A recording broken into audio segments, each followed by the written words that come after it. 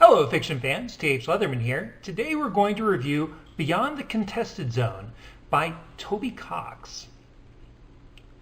Thomas's world is collapsing around him.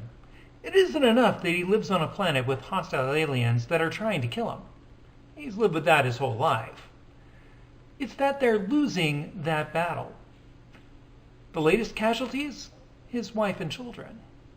He stopped caring for himself and the world around him. His sanity is hanging on by the thinnest of threads. So when he's offered a mission to investigate a mysterious signal, of course he's drawn to it like bears to honey. To be or not to be, I hive a question. Dangerous weeks of solitude in the wilds? A low chance of survival? Sign him up. Food will be scarce, and foraging will be harder the further he gets from home. The prize is some unknown bit of technology which could help them survive, or might be nothing at all. It's a lot to risk on someone's life unless that person has already lost the will to live.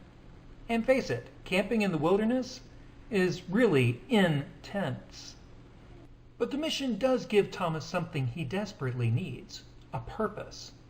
With a little luck, maybe he'll be able to piece together his fractured psyche. He'll need his wits when he reaches his goal because the stakes are much higher than anyone imagined. The source of the signal could give the colonists a fighting chance against an alien scourge or doom the survivors to a quick and painful death. If he isn't careful, like water at 100 degrees, humanity will be missed. Toby Cox's story is a lot like Castaway or Robinson Crusoe. Thomas spends a lot of the beginning of the book either struggling to survive or struggling to remain sane. A lot of that takes place in flashbacks where the main character interacts with people from his past, primarily his dead wife. Toby tries to use this to create psychological drama in which Thomas overanalyzes every action to come up with better solutions. For me, this part of the story fell flat. After the first dozen scenes, I started speed reading through these sections. The survival parts of the story were good, as Thomas uses cunning and skill to find food and survive alien encounters. I enjoyed the second part of this book. Thomas reaches the objective and finds two people waiting for him. The story switches from a survival novel to a mystery novel with a 1,000-year-old whodunit. Here, Thomas's wits put him in good stead as he tries to reason out the truth from fiction in a battle of wills. The fate of the very colony is at stake.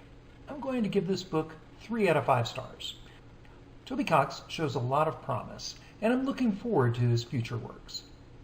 Thanks for watching. Subscribe to my channel. I post weekly. If you have a book you want me to cover, message me on Facebook. If you enjoyed this episode, like or comment below. So long, fiction fans.